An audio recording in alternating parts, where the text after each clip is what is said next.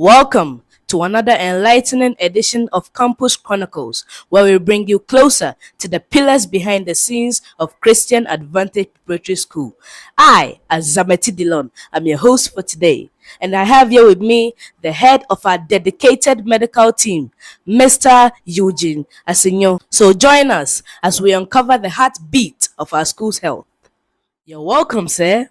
Thank you very much. Please, can you kindly introduce yourself? I am Eugene Asinyo, the head of the medical team of Christian Advantage Preparatory School. I'm honored to be on your show today. So, Mr. Eugene, we have some few questions for you today. Can we proceed? Yes, please, you can proceed. Our first question for today is: what inspired you to pursue a career in school health services, and how has your journey been so far at CAPS? All right, thank you for that question. So, my inspiration to pursue school health service was my desire to, impact children meaningfully, not just their physical health, but their emotional health as well. Yes. And where will I get children to impact their lives every day? It's in the schools, because most of the time children wake up, they bath, and then they go to school. So the place that I can encounter a lot of children to impact their life is the school.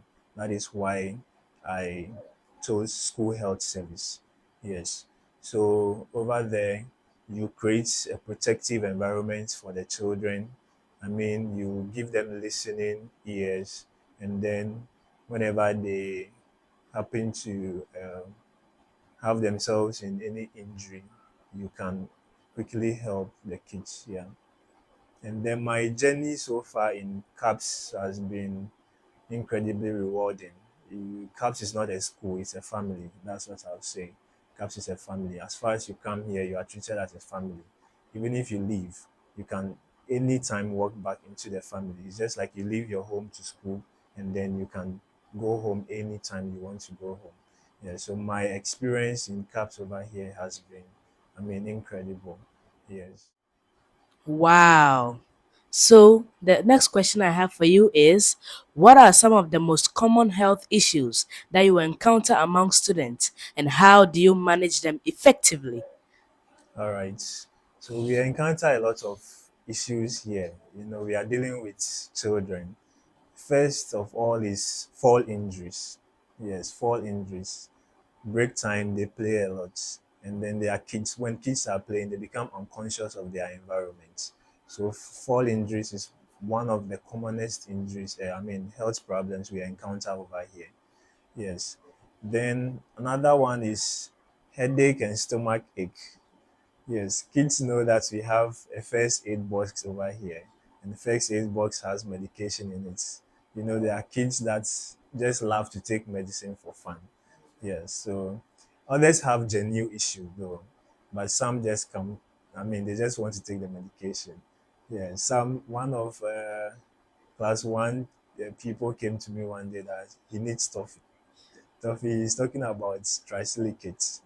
Yes. So they see some of the medications as, candy. Yes. So stomach ache, headache, fall injuries, items in the ear and the nose. There was this student who came with an eraser in her ear. Yes, just that it wasn't pushed further. So I was able to remove it.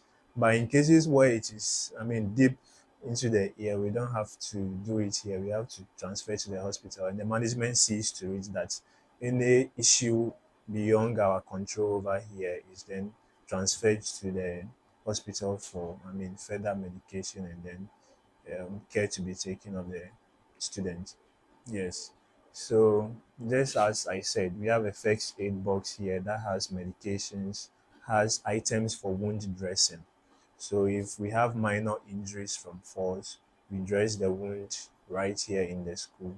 And if it's beyond our control, we stop bleeding, and then management sees to it that student is transferred to the hospital for further care to be, administered to the students. Yeah. So those are some of the issues we face here, and that's the way we, tackle those issues. So fall injuries, headache, stomach ache, items in the ear, and then we have items for wound dressing, so we just dress the wound. And then other ones beyond our control, the school transfers to the hospital. Sometimes I ask them to drink water when they come that they have headaches and then stomach aches, because some of them have those headaches because of dehydration. Yes, so I ask them to go and drink water. That is my first approach. Go and drink water. After an hour time, if you are not well, you come back for medication. Yes, and then kids eat their they eat here and there. Yes, bit by bit, eat something from here, eat something from here. So some of them also suffer from indigestion, causing their stomach aches. Yes, so I also ask them to drink water and then walk around for some time. If they are not alleviated of their stomach ache, then I give them medication. Yeah. Amazing. So, how does your team ensure that both mental and physical health are prioritized in our school environment? All right. So my team is under a bigger umbrella. Yes, my team is, a small division of the school. So, first of all, we always collaborate with the authorities of the school, the management of the school, to organize health talks. Yes, to organize health talk for our students.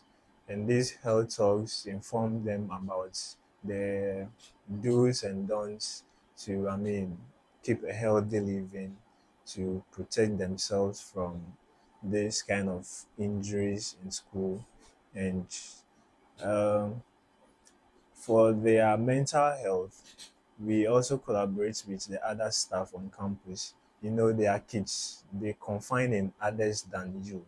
So it's not always that they will come to the office of the health team to communicate their problems to us. There are other staff on campus that they are confined in than us.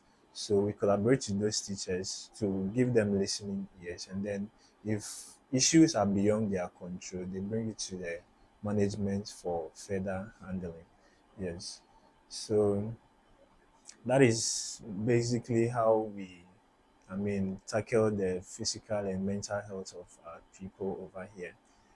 Other times, management brings in resource personnel.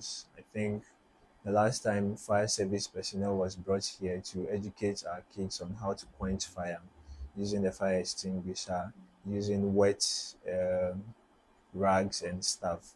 Yes. So those are stuff that will help them at home to control fire. Maybe their parents are not around and then there's a fire outbreak. Because of the education they get from this place, they use that to, do something for themselves. If not quench the fire, they can escape the fire. Yes. Then uh, just like I said, as for their physical health, we have items here that if there are any injuries or any complications that need to be attended to immediately, we do that right here in the school. Yeah. So that's how we tackle the physical and the mental health of our students. Our final question for today is: what health tips or advice would you give to students and parents to help ensure wellness throughout the school year? All right. The first advice I'd love to give parents is always let your kids get active. What do I mean by allow your kids to get active? Allow them to engage in sports, allow them to enroll in dance classes. Dance classes helps them a lot because they keep active whenever you dance, you burn some fats and all that. So allow them to engage in sports, allow them to partake in dance classes, the other activities like taekwondo that will help your watch to, always keep active. It's always being active also affects their mental health. Yes, when a kid is always dull, not active, not doing anything, sometimes it leads to depression. So allow your kids to participate in activities and then always keep active so that their mental health is also assured as well as their physical health. And also encourage your wards to engage in good hygiene. Always make sure that when your kids come back from school, they wash their hands under what running water with soap. Yes, because a lot of them, when they come home, they don't even wash their hands. When they get food, they just go straight to eat the food. They are going to, get sick of food poisoning or other stuff. So always ensure that when your wards come back from school, they wash their hands with soap and water. Yes. Then to my students, please, when you are playing, we know you are excited, but when you are playing, be conscious of your environment.